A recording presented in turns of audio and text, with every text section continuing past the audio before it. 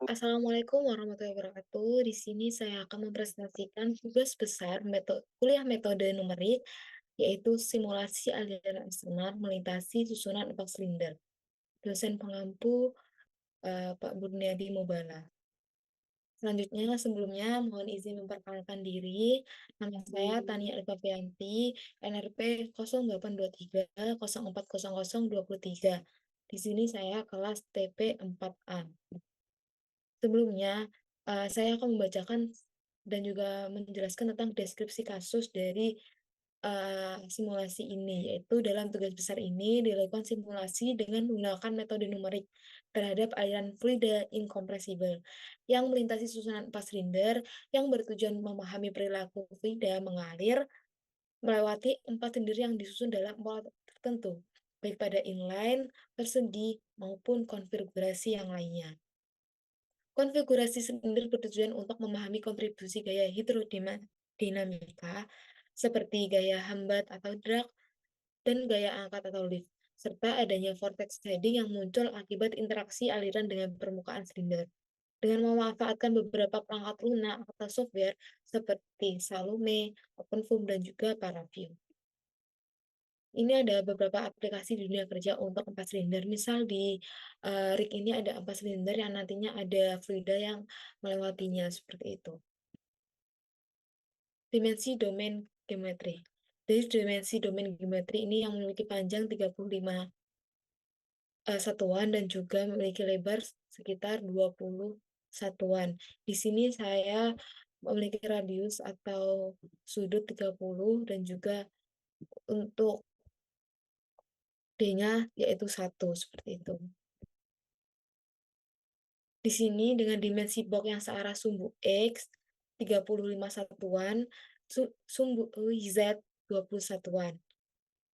Di tengah dibangun terdapat 4 sebuah lubang dengan diameter 1 satuan, serta terdapat box kecil yang searah sumbu X 9 satuan, Z 9 satuan, dan Y satuan. Jarak lubang pertama dari pusat koordinat bangunan blok 1 satuan dan membentuk sudut 30 derajat dari sumbu Z. Di sini ada dimensi domain geometri pada software Salome, yaitu dengan solusinya 1, panjang lengnya yaitu 1 sesuai dengan D yang telah ditentukan. Objeknya ada di angle in decrease yaitu 30 derajat untuk sudutnya. Selanjutnya ada di tahap selanjutnya yaitu meshing. Ada submesh, kita memiliki face mold depan 0,05, one vertex-nya silinder 1, 2, 3, 4 kita di 0,025. Selanjutnya ada di max size di netgen 2D yaitu kita pakai 2 dan minimal size di 0,05. Selanjutnya ada di meshing yang submesh kedua yaitu kita menggunakan extrusion 5. Dan selanjutnya di submesh ketiga, kita menggunakan extrusion 6. Jadi total ada 3 submesh. Ini adalah hasil meshing dari perhitungan yang sudah ditentukan pada submesh maupun mesh 1. Ini adalah jumlah mesh yaitu sekitar face-nya 175.000 satu dan juga untuk volumenya 86.854.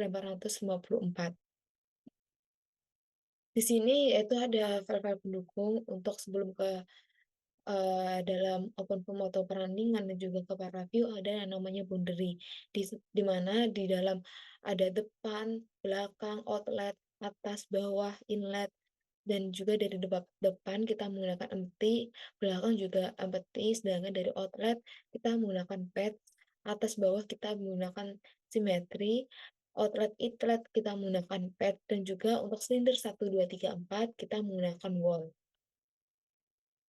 Selanjutnya ada kondisi batas P dan juga kondisi batas O.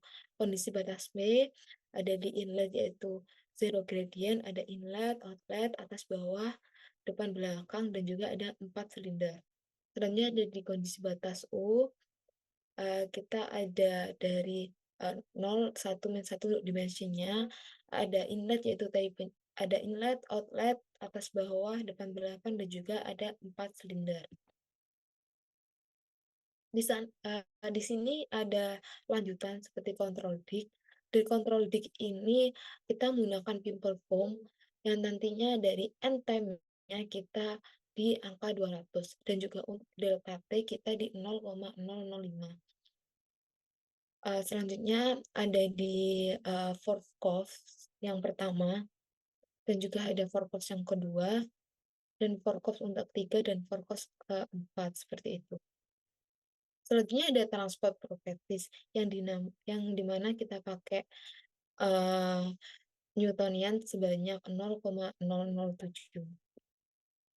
Ini adalah flow vorticity yang dimana di waktu 0,5 detik saat simulasi, masih belum kerasa untuk alirannya dan semakin lama untuk, waktunya maka alirannya akan semakin terlihat jelas, seperti itu. Dan di sini ada flow tekanan. Dari plot tekanan juga sangat mirip-mirip dengan plot sensitivity yang di mana, semakin lama waktunya, maka semakin jelas untuk plot tekanannya, seperti itu.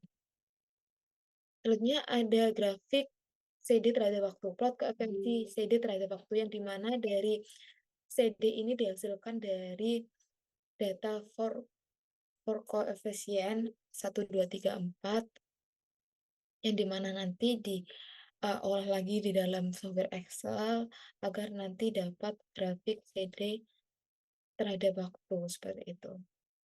Selanjutnya ada plot CL terhadap waktu, sama saja untuk pengerjaan ini menggunakan Excel dan juga, eee, grafik CL ini akan dibentuk terhadap waktu, seperti itu. Dan untuk RMSCD itu akan ada rumusnya yaitu akar 1/n sigma n C kuadrat, yang di mana dari silinder RMSCD dari silinder 1, 2, dan 3, dan 4. Yang di mana ada dengan pembahasan, hasil grafik tersebut yaitu semua silinder menunjukkan pola fluktuatif dengan amplitude besar, menandakan adanya gaya, tahanan, dan juga berubah-ubah sering waktu akibat efek interferensial fluida antar silinder. Pola CD bersifat periodik, tidak sempurna, menunjukkan dinamika aliran turbulen di sekitar silinder. Silinder 2 memiliki nilai-nilai rata-rata CD yang paling tinggi, menandakan pengaruh paling besar terhadap tahanan aliran. Yang selanjutnya yaitu grafik dari CL. Pola CL juga fluktuatif namun dengan amplitude lebih rendah dibandingkan CD. Perubahan CL menunjukkan adanya gaya vertikal. Silinder 2 menunjukkan variasi CL yang tertinggi, menunjukkan efek angkatan vertikal yang lebih kuat dan tidak stabil. Dari adanya RMS drag atau RMSJD ini mencerminkan kuatnya gaya tahanan rata-rata efektif terhadap aliran. Silinder 1 dan silinder 2 memiliki drag tertinggi mungkin karena posisinya langsung terkena alir utama, sedangkan silinder 3 memiliki drag terendah mungkin berada di posisi terlindungnya atau downstream. Selanjutnya ada RMSCL mencerminkan kekuatan osilasi gaya angkat atau lift. Silinder 2 dan silinder 3 memiliki lift, lift silinder 1 dan silinder 3 memiliki lift terbesar menunjukkan terjadinya vortex shading yang kuat. Selanjutnya silinder 2 memiliki lift terkecil kemungkinan aliran lebih tenang dan stabil. Jadi, kesimpulannya yaitu berdasarkan hasil simulasi yang dilakukan bisa disimpulkan bahwa setiap silinder mengalami drag dan gaya lift yang berbeda-beda tergantung posisinya terhadap arah aliran. Grafik darat menunjukkan bahwa silinder 2 menerima tahanan terbesar karena letaknya paling terbuka terhadap arus utama. Selanjutnya, sementara itu, pola lift yang menunjukkan fluktuasi yang cukup besar, terutama pada silinder 2 dan 3, yang tampaknya berada di area dengan aliran paling tidak stabil. Nilai RMS juga memperkuat adanya temuan fenomena ini. RMS CL tertinggi terdapat pada silinder 1 dan 3 yang menandakan bahwa di sekitar kedua silinder tersebut terjadi perubahan arah aliran yang cukup dinamis dan kuat. Secara keseluruhan, posisi dan susunan silinder sangat berpengaruh terhadap gaya yang diterima dari Prida. Temuan ini penting untuk dijadikan acuan saat merancang sistem atau struktur yang akan terkena aliran. Seperti itu. Demikianlah presentasi dari simulasi yang saya buat dan semoga dapat bermanfaat untuk semuanya. Terima kasih dan juga mohon maaf jika ada kekurangan. Saya ucapkan wassalamualaikum warahmatullahi wabarakatuh.